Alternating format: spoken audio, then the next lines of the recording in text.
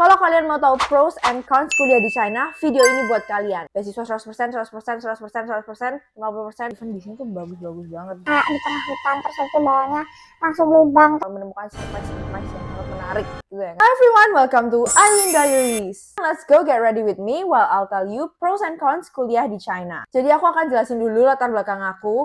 Jadi buat kalian yang belum tahu aku, nama aku Eileen Shavina.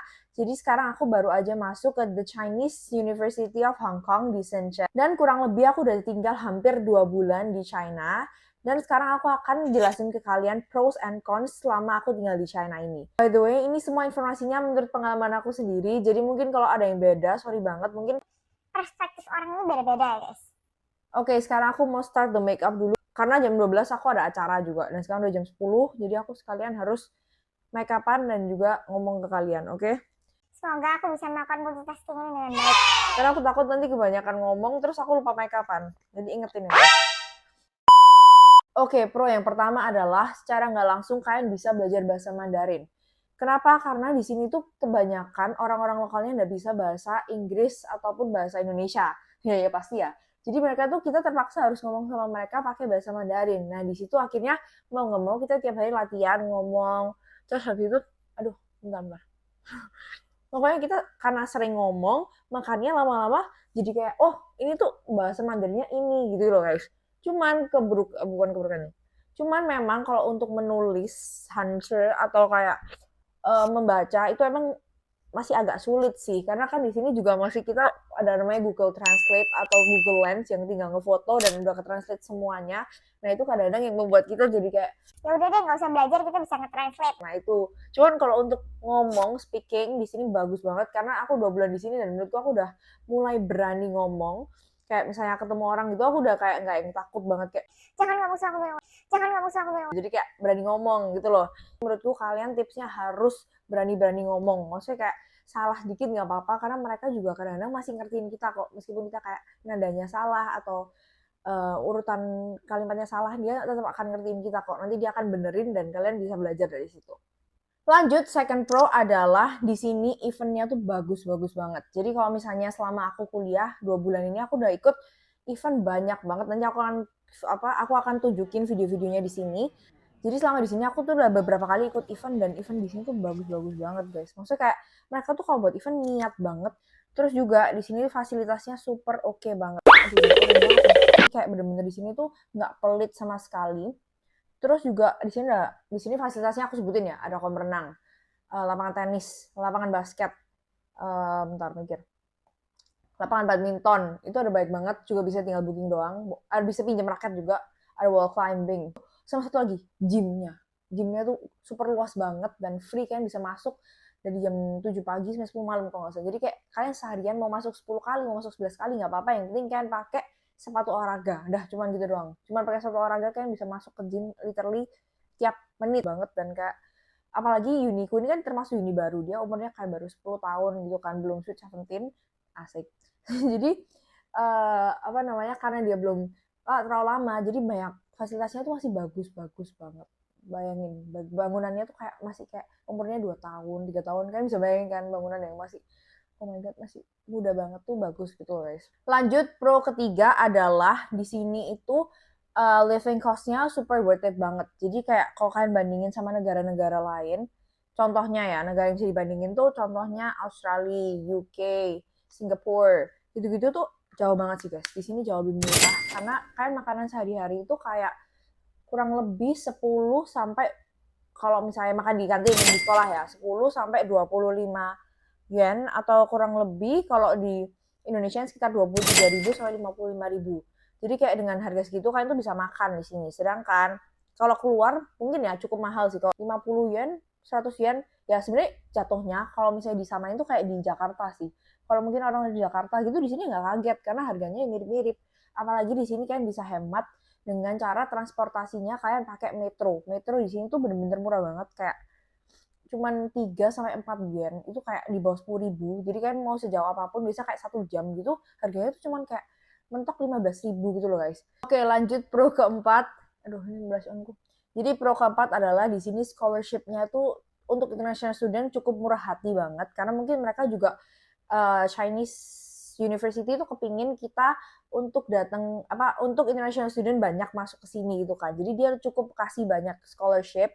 Kalau dari sekolah sendiri itu kebanyakan orang Indo yang tahun 2024 masuk ke sekolahku ini, hampir semua tuh pasti scholarship. Kalau kalian tanyain pasti kayak jawabannya beasiswa 100%, 100%, 100%, 100%, 50%, 25%, 50%, 100%, pasti kayak semuanya tuh scholarship. Kebanyakan ya di sini. Karena mungkin tahunku juga kan habis COVID, jadi dia kayak lagi baik-baiknya gitu, dia kasih baik banget scholarship. Dan juga di sini ada yang namanya government, I'm sorry kalau salah ya, government Kwangtung scholarship. Jadi itu kayak scholarship dari pemerintah dan emang yang dapat gak terlalu banyak sih. Cuman semua anak-anak di sini juga pada apply, cuman belum dikasih jawaban. Oke, sekarang lanjut setelah bahas pros terus kita akan bahas cons-nya. Jadi kalau di sini, tunggu bentar. Ini apa sebenarnya? Oke, udah lanjut. Jadi kalau misalnya di sini cons-nya adalah ini ya, aku akan beritahu pertanyaan yang benar-benar sering banget aku dengar. Toilet di sini kotor nggak sih? Toilet di sini banyak surprise-nya nggak sih? Bukan baik banget tuh yang tanya kayak gitu. Dan jawabannya adalah gimana ya? adalah iya. Jadi kadang-kadang di sharing toiletnya kita itu emang kalau pas kalian lagi nggak beruntung kan bakal menemukan surprise yang sangat menarik gitu ya kan, surprise gitu kan. Itu kadang-kadang emang agak traumatik sih, cuman ya udahlah itu let it be gitu kan, life goes on. Cuman emang di sini karena mungkin sharing juga ya toiletnya, jadi mau nggak mau kan kadang-kadang kayak kamu tuh abis ada orang lain terus kamu itu kan kayak ya pasti mau nggak mau akan terjadi hal-hal yang tidak terduga. Nah aku kepo nih, kira-kira kalian yang tinggal di dorm negara lain atau di Indonesia yang sharing toilet, kalian tuh ada nggak sih pengalaman kayak nemuin surprise atau cuma ada di China doang? Kayaknya nggak mungkin nggak sih cuma di China doang. Cuma makanya kalian coba komen ya yang misalnya tahu apakah kalian ada pengalaman dengan surprise ini. Kalian boleh share di komen di bawah ini, oke? Tapi kalau misalnya ada pertanyaan nih kayak toiletnya secara umum, bukan toilet di dorm ya, toilet secara umum di China ini bersih atau kotor atau gimana? Jawabannya itu bersih guys. Selama aku di sini karena mungkin udah modern juga ya. Jadi di sini tuh hampir semua toilet yang aku datengin tuh bersih-bersih semua. Jadi kayak bahkan disediain tisu, wangi gitu loh. Toiletnya tuh bukan tipe toilet yang kalian bayangin. Yang kayak di tengah hutan terus itu bawahnya langsung lubang terus bawa. Pokoknya bukan kayak gitu. Bener-bener toiletnya tuh kayak toilet. Cuman di sini emang orang-orang di sini kayaknya culture-nya adalah mereka suka pakai toilet jongkok. Sampai ada kejadian lucu dulu kita misalnya antri toilet di sini kan panjang banget. Nggak tahu di China ini kalau antri toilet di tourist place itu panjangnya tuh kayak sini, panjang banget pokoknya. Nah, terus temanku tuh kayak kan antri misalnya ada orang di depannya terus dia. Nah, orang di depannya ini kan terus habis itu ada toilet kosong, toilet duduk. Orang di depannya itu nyuruh temen aku untuk masuk ke tempat duduk karena dia nggak mau ke toilet duduk, dia maunya tunggu toilet jongkok. Aneh nggak? Kalau di Indo kan kita semua pasti rebutan toilet duduk. Nah kalau di sini nggak, mereka rebutan toilet. Aku nggak ngerti, mungkin mereka ada kayak analisa kesehatannya sendiri sampai mereka lebih cinta toilet jongkok daripada toilet duduk. Kapan-kapan aku akan cari ya guys, mungkin ada artikel mengapa orang China lebih suka toilet jongkok daripada toilet duduk. Lanjut cons yang kedua. Jadi cons yang kedua di sini tuh nggak bisa main TikTok. Yes, bener banget. Jadi seperti yang kalian tahu, China itu nge-ban beberapa sosial media internasional, contohnya Instagram, TikTok, Google, WhatsApp. Jadi kita tuh di sini sebenarnya nggak bisa main semua sosmed itu. Cuman karena teknologi ini udah sangat berkembang dan sangat keren, ada yang namanya VPN. VPN itu ada macam-macam sih. VPN tuh kayak aku nggak tahu ya, nggak paham cara kerja VPN. Cuman setauku VPN tuh kayak jaringan yang dimana dia tuh bisa membuat kita jadi terkonek ke jaringan negara lain. Jadi contoh kayak VPN gini, biasa aku tuh kalau nyalain VPN koneknya ke jaringan negara Hong Kong. Jadi dimana aku bisa akses banyak sosial media internasional. Jadi selama di sini aku tuh bisa pakai WhatsApp, bisa pakai Instagram selama VPN-ku nyala. Wajib pakai VPN supaya kita bisa menikmati hidup kita secara internasional. Kalau nggak gitu kan nggak bisa nontonin tren TikTok di Indo. Kalau misalnya nggak punya VPN. Cuman ada kasus khusus, kalau misalnya kayak HP ku tuh nggak bisa pakai TikTok. Jadi HP ku yang ini karena dia pakai SIM card China, dia tuh nggak bisa pakai TikTok sama sekali. Jadi aku udah coba dari 2 bulan lalu sampai sekarang nggak bisa. Cuman untungnya aku bawa 2 HP. Nah HP ini tuh isinya SIM card Indo. Jadinya dia masih bisa buka TikTok. Nah, ini TikTok. Jadi aku masih bisa upload. Jadi kan jangan lupa follow TikTok aku ya guys, karena TikTok aku ini sangat asik sekali nih. Aku lebih sering upload. Loh. Traffic. Loh, weh. Nah, jadi aku sering upload di sini. Loh. Nah, jadi kan follow ya guys, @aileen_sharon06. Jadi di sini tuh kalian wajib pakai VPN.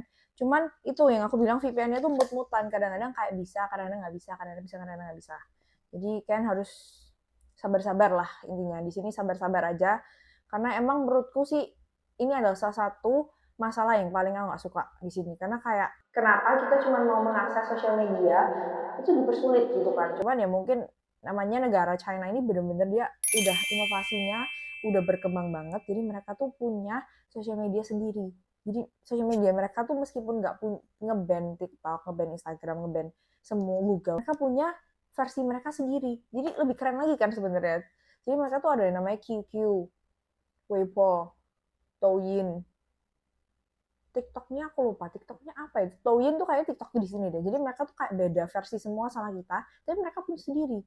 Jadi mereka trennya ya tren-tren mereka sendiri, bukan tren-tren internasional. Lanjut, turn cons. Ini juga banyak nih pertanyaan. Di China sekolahnya susah apa enggak sih? Katanya kompetitif banget ya anak-anaknya.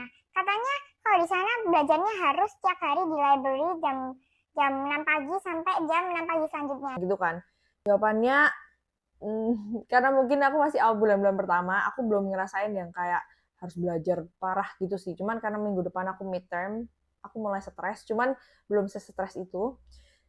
Cuman menurutku emang study load di sini tuh beda sih sama di Indo. Karena di sini mereka tuh pace-nya cepet banget. Ya 1,5 bulan. Dan kita tuh akuntansi udah selesai 9 chapter. Jadi kayak cepet banget ya. Aku gak ngerti ini sebenarnya masuk akal apa enggak. Karena aku sendiri, karena aku dulu anak IPA dan sekarang aku masuknya bisnis, belajar akuntansi, itu cukup sulit sih guys untuk mengikuti pace-nya orang di sini. Karena kayak ya bayangin akuntansi sebanyak itu dipelajarin dalam 1,5 bulan dan akan diujianin minggu depan. Nah itu kan bingung banget. Jadi menurut aku emang di sini lebih ke arah pace-nya mereka tuh cepet. Dan orang-orang China tuh kan bener-bener kayak emang belajar banget kan. Mereka kayak kalau kamu lihat orang-orang di sini mereka tuh udah dari pagi sampai malam itu di library belajar A sampai Z. Aku juga ngerti belajar apa. Sampai aku kalau ke library itu nggak pernah dapet tempat. Makanya aku nggak pernah belajar di library. Belajarnya di sini di ruangan ini. Mungkin ya aku nggak ngerti. Kalau kata roommateku yang local Chinese, mereka tuh emang kayak GPA tinggi itu wajib buat mereka. Mereka tuh kuliah untuk GPA gitu loh. Jangan kan kalau orang Indo kan kita kuliah untuk traveling, untuk nyoba-nyoba makanan, untuk explore, untuk belajar gitu kan. Kalau mereka tuh bener-bener for academic gitu loh guys. Jadi kan mungkin goals-nya beda. Makanya kadang-kadang kita juga nggak bisa kayak nyalain mereka. Kenapa sih mereka kompetitif, mereka ini ya? Namanya juga goals-nya beda sama kita gitu kan.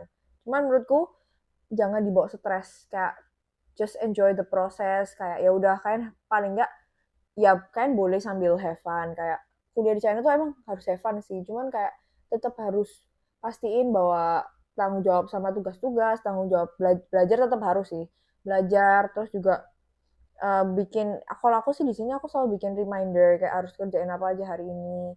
Jadi menurutku sangat-sangat kalian harus adaptasinya sih, karena mungkin first year juga ya aku, jadi kayak adaptasinya kadang-kadang agak bingung kayak ini tuh harus ngapain sih, ini tuh lazim ya kayak gini, itu kan masih bingung banget. Cuman makanya dari situ kita makin lama makin belajar guys. Ini fourth year udah pinter banget kita, oke? Nah, kurang lebih itu pros and cons kuliah di China. Dan sekarang aku belum selesai makeup, jadi aku mau selesai makeupku dulu supaya nggak kelihatan aneh. Tada, jadi ini aku udah selesai makeup. Jadi segitu dulu video kali ini. Semoga video ini bisa menjawab pertanyaan-pertanyaan kalian. Dan juga buat kalian yang lagi kepikiran untuk kuliah di China, kalian boleh banget tanya-tanya atau approach aku di kolom komen. Atau kalian bisa cek IG aku @AileenSharon, karena aku banyak banget share tentang kuliah di China di IG ku. Dan juga kalian bisa cek TikTokku @AileenSharon06 yang tadi aku udah beritahu kalian. Terus habis itu kalian bisa banget komen apapun requestan video yang kalian mau tentang China, tentang kehidupan di China, tentang traveling di China, atau tentang sekolah di China. Nanti aku bakal jawabin satu-satu. Dan jangan lupa like, subscribe, dan juga komen ya guys. See you in another video. Bye-bye!